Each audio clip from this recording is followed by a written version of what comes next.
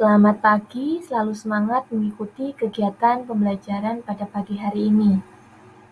Pembelajaran PKWU kali ini kita akan mempelajari materi kedua, yaitu wirausahawan produk budidaya tanaman hias.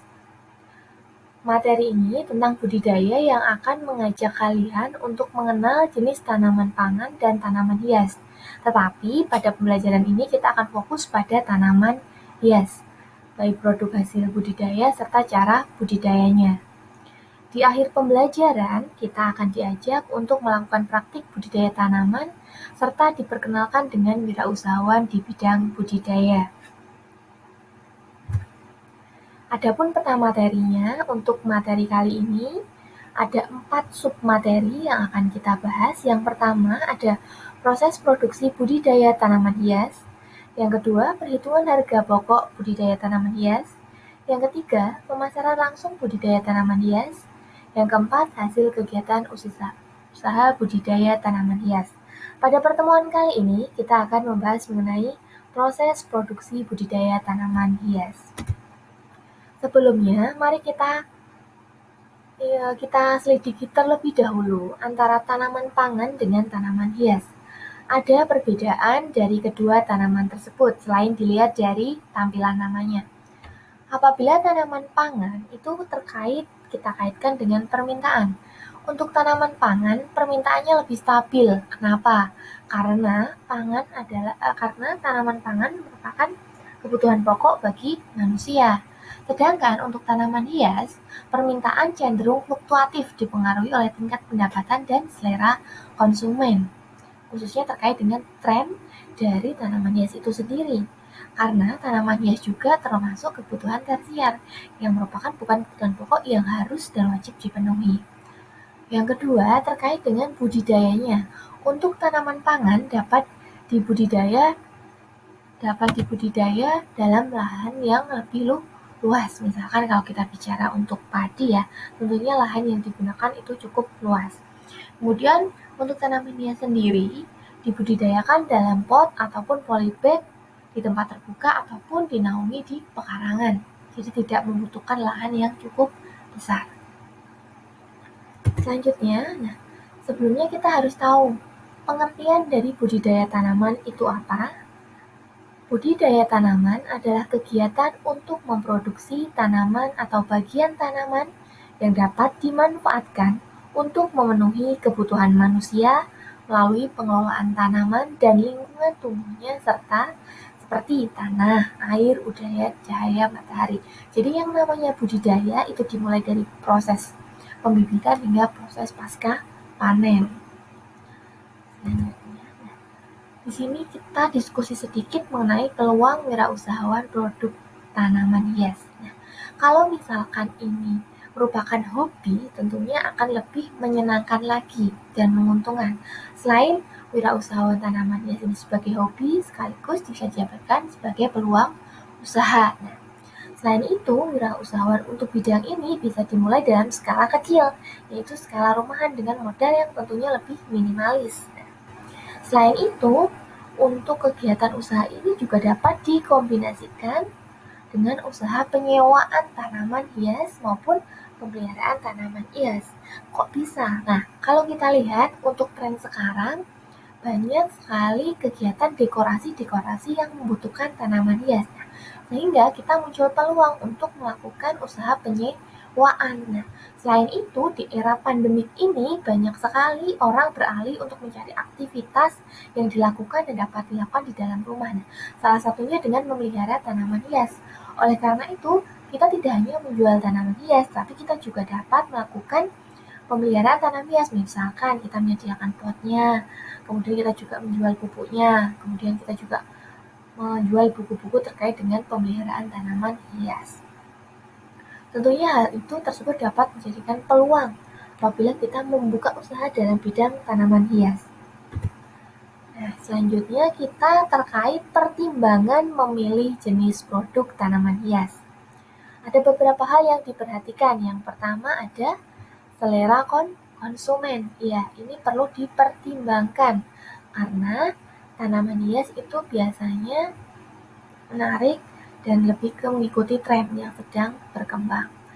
Misalkan nih, anggrek pada periode ini, mungkin ke depan akan berubah lagi, misalkan ada tanaman lain, misalkan janda bolong, kemudian ada juga, pakai anggrek bulan, gitu. Kemudian yang kedua tentang perencanaan waktu panennya. Nah, di sini bertujuan untuk pemenuhan terhadap kebutuhan konsumen. Kalian sudah menemukan, selera konsumen adalah tanaman jenis A. Nah, setelah itu kalian perhitungkan untuk waktu tanamnya. Apakah siap atau dapat memenuhi kebutuhan konsumen. Karena biasanya untuk hari-hari tertentu, konsumen itu akan melakukan pembelian secara banyak, mungkin untuk memperingati hari keagamaan, atau mungkin emang digunakan untuk dekorasi, seperti itu. Kemudian yang ketiga terkait dengan kesesuaian kondisi lingkungan. Ya, perlu dipertimbangkan ya, misalkan kalau kita di lingkungan tropis ataupun mungkin di daerah pegunungan, dataran tinggi, kita harus pertimbangkan apakah tanaman yang kita kembangkan itu cocok untuk kita budidayakan. Itu akan sangat berpengaruh. Selanjutnya, bahan untuk budidaya tanaman hias. Bisa kita lihat ada fotonya dan juga ada penjelasannya bahwa dalam melakukan budidaya itu kita perlu yang namanya bibit tanaman, media tanam atau lahan, kemudian kita juga butuh pupuk, zat pengatur tumbuhan, kemudian ada pestisida untuk menanggulangi hama, kemudian ada plastik, kemudian ada sungkup, kemudian ada polybag ataupun pot. Nah, di sini untuk mulsa plastik seperti ini biasanya untuk menanam tanaman ya, misalkan kita tanam melon, tanaman melon, kemudian bisa juga digunakan untuk menanam cabai, tomat, atau yang dibutuhkan sehingga dapat terjaga dari hamanya. Kemudian yang ini untuk yang sungkup itu biasanya untuk membungkus tanaman anggrek agar tidak diserang oleh hama, karena kita lihat anggrek kalau kita sedang berkembang tentunya bagus ya. Selanjutnya, di sini kita akan lanjut bahas mengenai teknik budidaya tanaman hias. Ada beberapa langkah yang harus dilalui. Kita bahas yang pertama, yaitu persiapan lahan atau media tanam. Penanaman di dalam pot atau polybag atau dalam hamparan lahan atau di tempat yang dinaungi dengan penaman atau plastik. Jadi itu lahannya dapat ditanam di situ. Kemudian tujuannya untuk apa sih kita memilih lahan atau media tanam? Tentunya untuk menyediakan media tumbuh yang sesuai untuk setiap tanaman agar dapat tumbuh dan berkembang dengan baik. Nah, di sini perlu digarisbawahi bahwa kondisi tanah yang gembur itu sangat dibutuhkan untuk budidaya tanaman. Sehingga apabila diperlukan, lahan tanam tersebut juga harus diberi tambahan berupa pupuk, baik pupuk organik ataupun pupuk kandang maupun pupuk kimia. Tapi usahakan untuk pupuk kandang ya, karena itu juga berpengaruh terhadap kesuburan tanah. Yang kedua adalah proses pembibitan. Jadi namanya bibit, kita harus tahu ya bagaimana cara memperbanyak bibit tersebut. Nah, dapat melalui biji maupun secara vegetatif. Vegetatif itu apa? Ingat kembali pelajaran untuk biologi bahwa ada pengembang-biakan secara vegetatif baik alami maupun buatan. Kalau alami apa? Kalau buatan apa? Kalau alami itu biasanya melalui tunas, itu salah satunya. Kemudian kalau misalkan kita bicara buatan, ada stek, kemudian ada penundukan, ada penggabungan. Nanti bisa dicari tahu atau kita bisa bahas lebih lanjut nanti. Yang kedua, biji yang dijadikan untuk pembiak bibit itu juga harus dipanen dari induk yang sehat.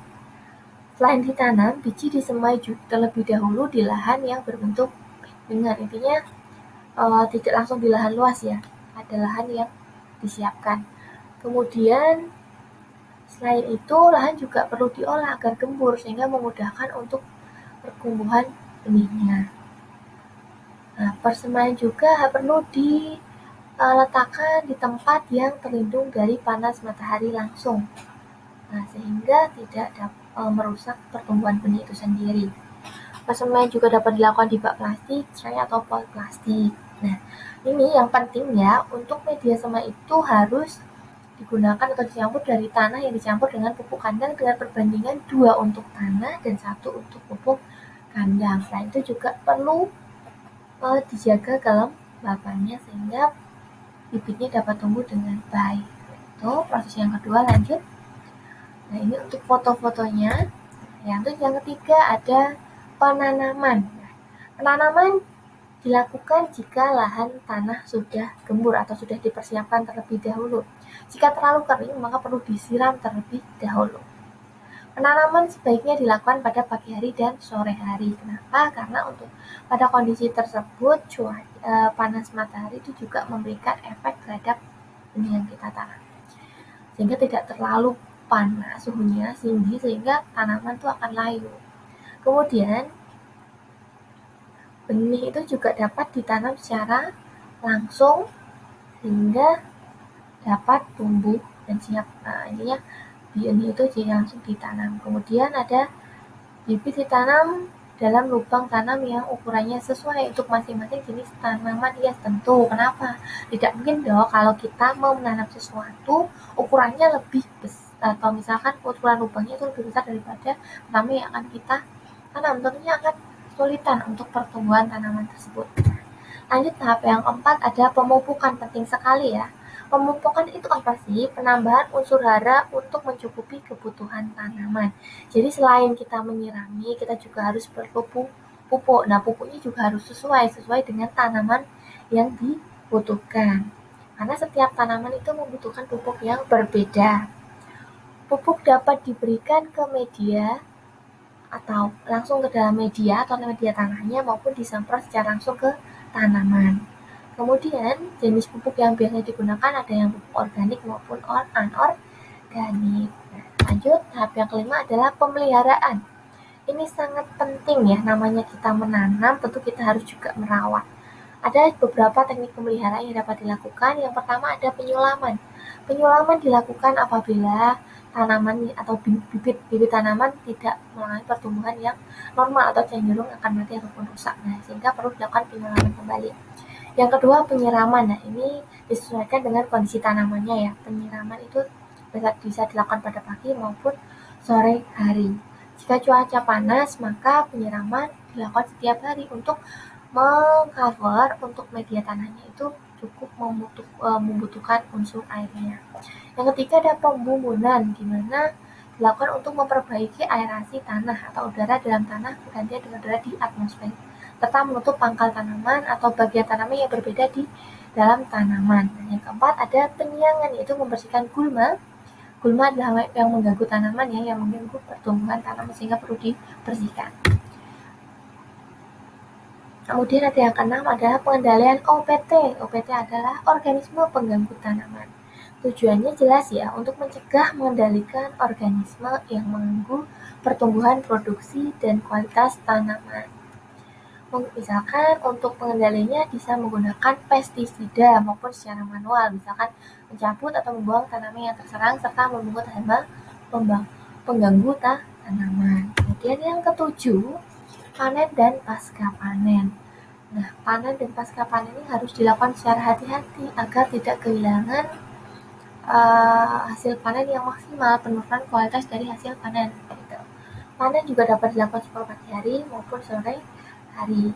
Pasca panen, tanaman hias disesuaikan dengan produk budidayanya. Apakah itu merupakan tanaman hias daun, bunga potong, maupun tanaman hias dalam pot. Tentunya misalnya kalau kita bicara bunga mawar, tentunya cara pasca panennya, nah karena tujuannya bunga mawar biasanya untuk hadiah atau misalkan untuk gift kepada siapa. Nah, sedangkan tanaman hias tentunya juga disajikan dalam pot yang menarik sehingga kan biasanya diletakkan di meja tamu maupun di teras sehingga cocok untuk dilihat. Nah, itu teknik produksi budidaya tanaman hias yang dapat disampaikan. Nah, sekian dan terima kasih. Cukup materi dari saya. Apabila ada kurang, silakan nanti bertanya. Nah, untuk materi ini juga akan di-upload di link di bawah ini, jadi bisa dilihat nanti apabila tidak ditemukan, jadi bisa diakses di sini. Cukup sekian, terima kasih. Semoga bermanfaat, semoga penjelasannya bisa memberikan inspirasi untuk melakukan budidaya tanaman hias. Selalu lakukan kegiatan efektif di masa pembelajaran online ini?